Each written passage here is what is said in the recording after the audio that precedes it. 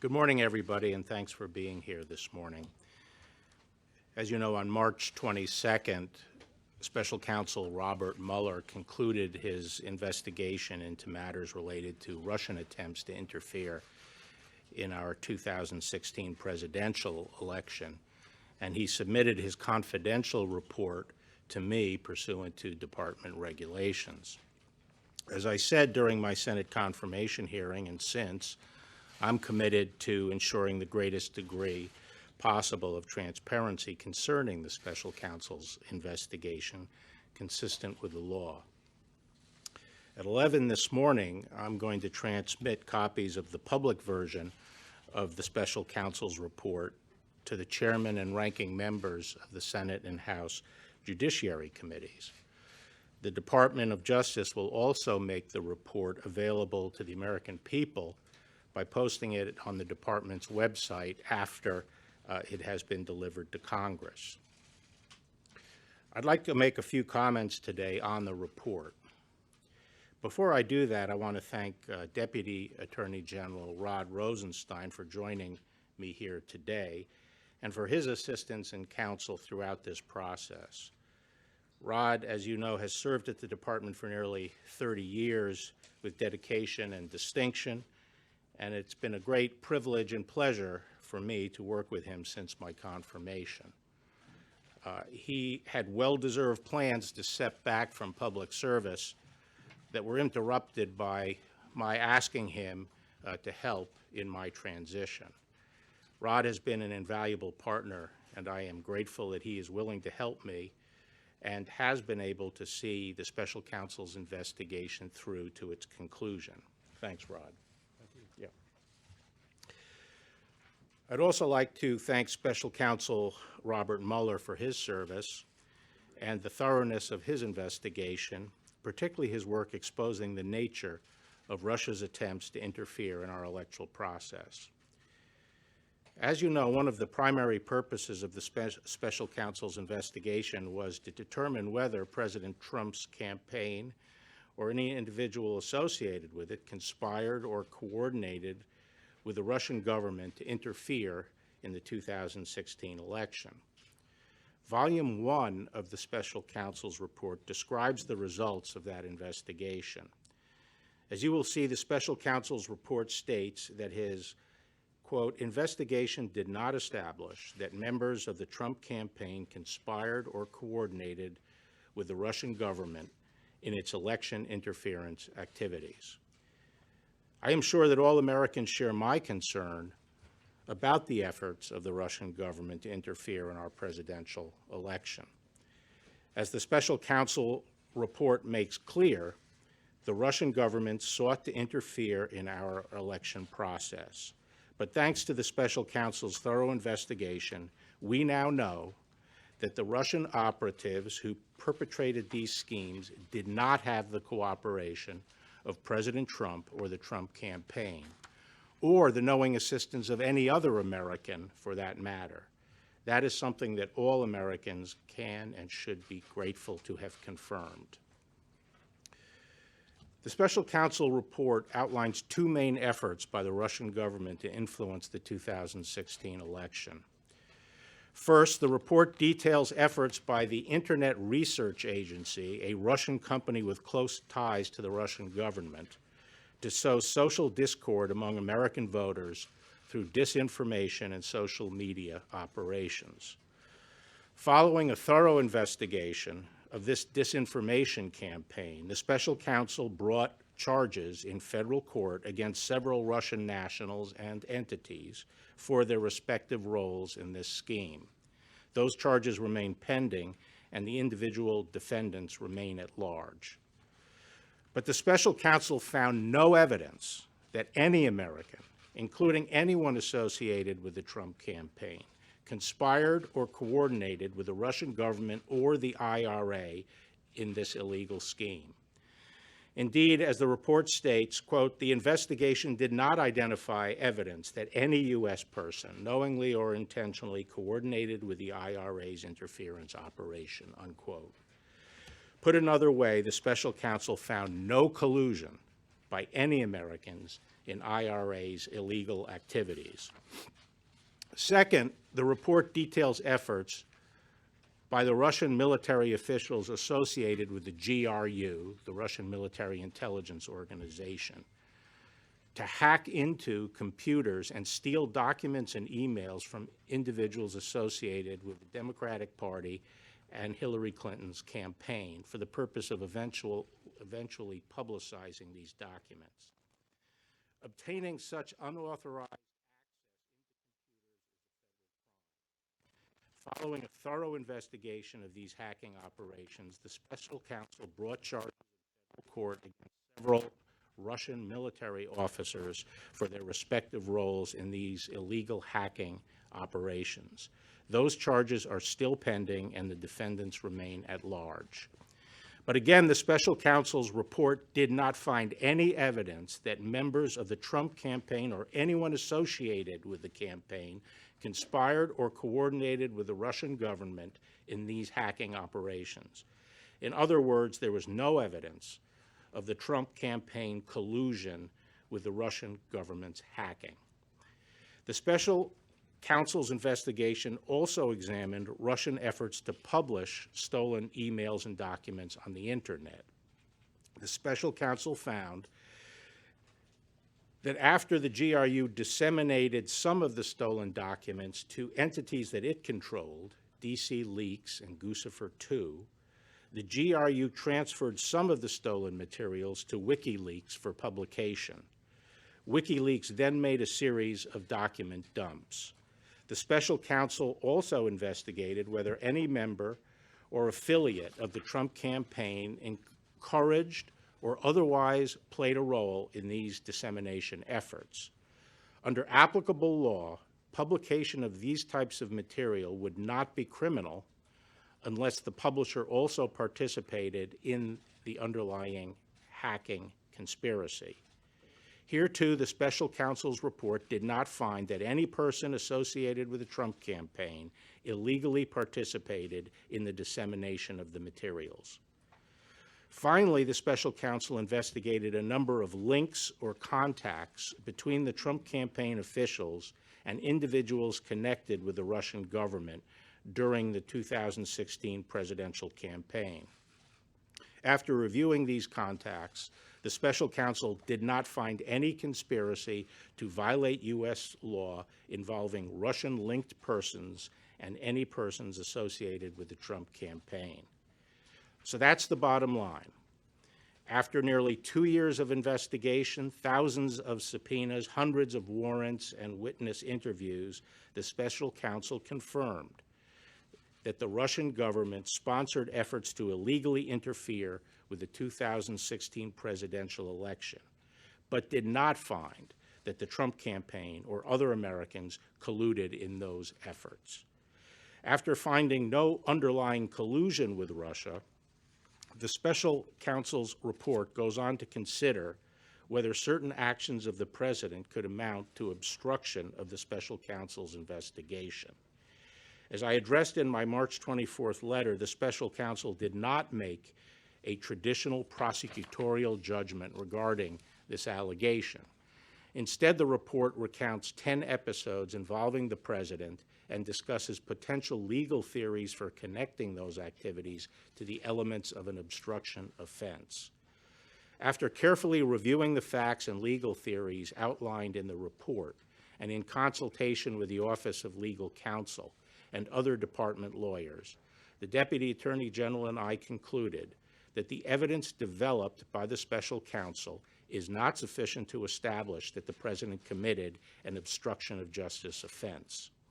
Although the Deputy Attorney General and I disagreed with some of the special counsel's legal theories and felt that some of the episodes examined did not amount to obstruction as a matter of law, we did not rely solely on that in making our decision.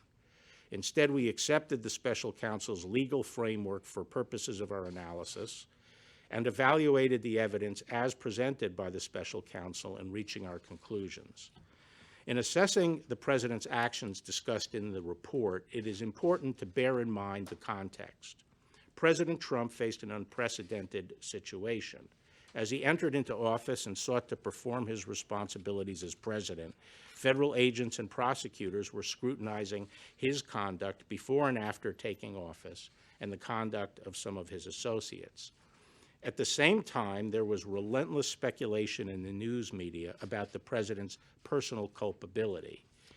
Yet, as he said from the beginning, there was in fact no collusion. And as the special counsel's report acknowledges, there is substantial evidence to show that the president was frustrated and angered by his sincere belief that the investigation was undermining his presidency, propelled by his political opponents, and fueled by illegal leaks. Nonetheless, the White House fully cooperated with the special counsel's investigation, providing unfettered access to campaign and White House documents, directing senior aides to testify freely, and asserting no privilege claims. And at the same time, the president took no act that in fact deprived the special counsel of the documents and witnesses necessary to complete his investigation. Apart from whether the acts were obstructive, this evidence of non-corrupt motives weighs heavily against any allegation that the president had a corrupt intent to obstruct the investigation. Now, before I take questions, I want to address a few aspects of the process for producing the public report that I am releasing today. As I said several times, the report contains limited redactions related to 4 categories of information. To ensure as much transparency as possible, those redactions have been clearly labeled so that the readers can tell which redactions correspond to which categories. Now, to recall, those categories are 6E material, grand jury material, information that the IC believes would disclose sources and methods, information that would impair the investigation and prosecution of other cases that are underway, and finally, information that implicates the privacy and reputational interests of peripheral third parties.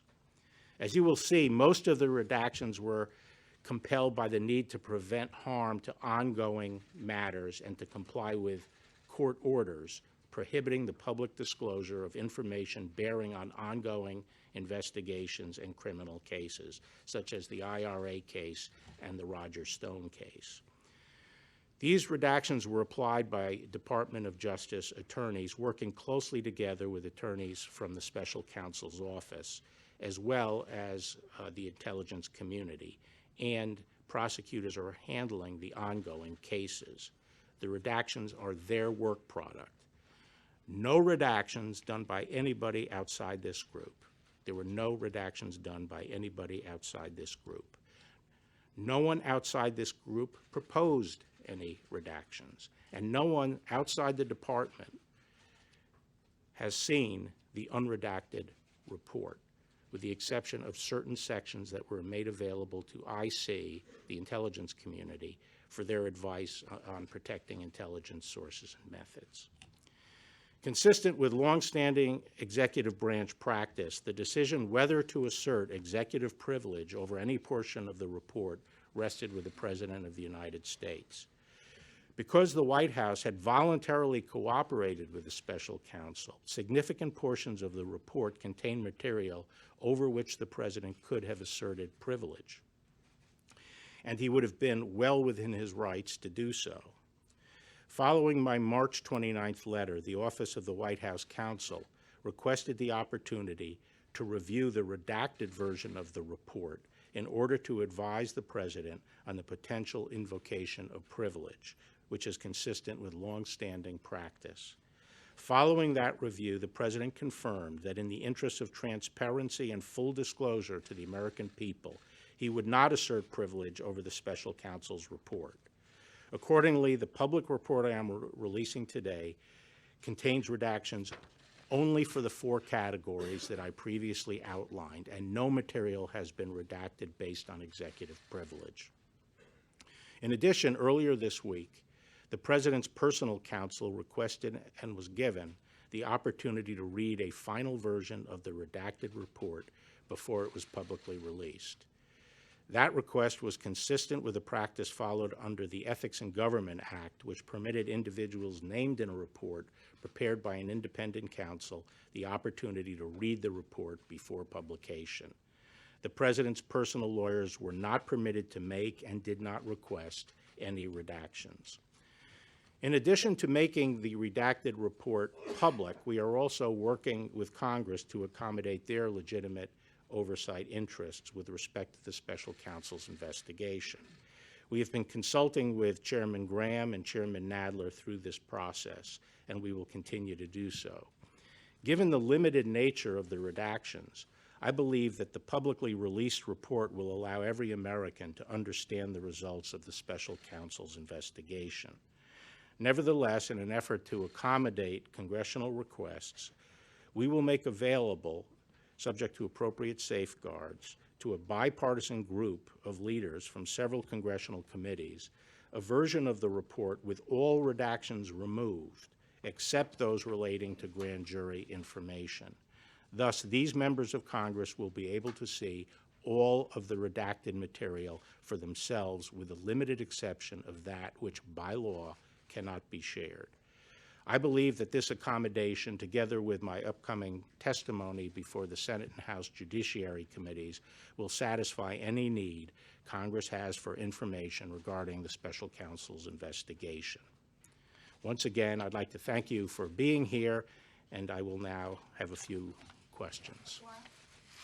Mr. Attorney General, we don't have the report in hand, so could you explain for us the special counsel's articulated reason for not reaching a decision on obstruction of justice, and if it had anything to do with the department's long-standing guidance on not indicting a sitting president? And you say you disagreed with some of his legal theories. What did you disagree with him on? I'd leave it to his description in the report, the special counsel's own articulation of why he did not want to make a determination as to whether or not there was an obstruction offense. But I will say that when we met with him, Deputy Attorney General Rosenstein and I met with him, along with Ed O'Callahan, who is the principal associate deputy, on March 5th, we specifically asked him about the OLC opinion and whether or not he was taking the position that he would have found a crime but for the existence of the OLC opinion. And he made it very clear several times that that was not his position. He was not saying that but for the OLC opinion he would have found a crime. He made it clear that he had not made the determination that there was a crime. Did you disagree with him on? May I follow up on that, Mr. Attorney General? What did you disagree with him on? Given that, why did you and Mr. Rosenstein feel the need you had to take it to the next step to conclude that there was no crime, especially given that DOJ policy? Well, the very prosecutorial function and all our powers as prosecutors, including the power to convene grand juries and the compulsory process that's involved there, is for one purpose and one purpose only. It's determine yes or no. Was alleged conduct criminal or not criminal? That is our responsibility, and that's why we have the tools we have. And we don't go through this process just to collect information and throw it out to the public. We collect this information, we use that compulsory process for the purpose of making that decision. And because the special counsel did not make that decision, we felt the department had to, and that was a decision by me and the Deputy Attorney General. Yes. Or did the special counsel indicate that he wanted you to make the decision, or that it should be left for Congress? And also, how do you respond to criticism you're receiving from congressional Democrats that you're acting more as an attorney for the president rather than as the chief law enforcement officer? Well, Special Counsel Mueller did not indicate that his purpose was to leave the decision to Congress. I hope that was not his view, since we don't convene grand juries and conduct criminal investigations for that purpose. He did not, I didn't talk to him directly about the fact that we were making the decision, but I am told that his reaction to that was that it was my prerogative as Attorney General to make that decision. Attorney General Barb Catherine here at Fox News. Hi there. Is there anything you can share today about your review of the genesis of the Russia investigation and whether assets have been provided to investigate? No, today I'm really focused just on the process of releasing this report. Senior Democrats in Congress have asked for Robert Mueller himself to testify. Robert Mueller remains a Justice Department employee as of this moment. Will you permit him to testify publicly to Congress? I have no objection to Bob Mueller personally testifying. Mr. Attorney General, it's not the Democrats who have questioned some of the process here. A Republican-appointed judge on Tuesday said you have, quote, created an environment that has caused a significant part of the American public to be concerned about these redactions. You cleared the president on obstruction. The president is fundraising off of your comments about spying. And here you have remarks that are quite generous to the president, including acknowledging his feelings and his emotions. So what do you say to people on both sides of the aisle who are concerned that you are trying to protect the president? Well, actually, the statements about his sincere beliefs are recognized in the report, that there was substantial evidence for that. So I'm not sure what your basis is for saying that I am being generous to the president. You face an unprecedented situation. It just seems like there's a lot of effort to say, to go out of your way to acknowledge how this. Well, is there another precedent for it? No, but it's unusual. Okay, so that- unprecedented is an accurate description, isn't it? Yes, but what Okay. do you say to people who are concerned that you are trying to protect the president? Eric? There's a lot of public interest in the absence of the special counsel and members of his team. Was he invited to join you up on the podium? Why is he not here? This is his report, obviously, that you're talking about today. No, it's not. It's a report he did for me as the Attorney General. He is required under the regulation to provide me with a confidential report. I'm here to discuss my response to that report and my decision, entirely discretionary, to make it public, since these reports are not supposed to be made public. That's what I'm here to discuss. Propriety for you to come out and sort of what appears to be sort of spinning the report before the public gets a chance to read it? Okay, thank you very much. Thank you.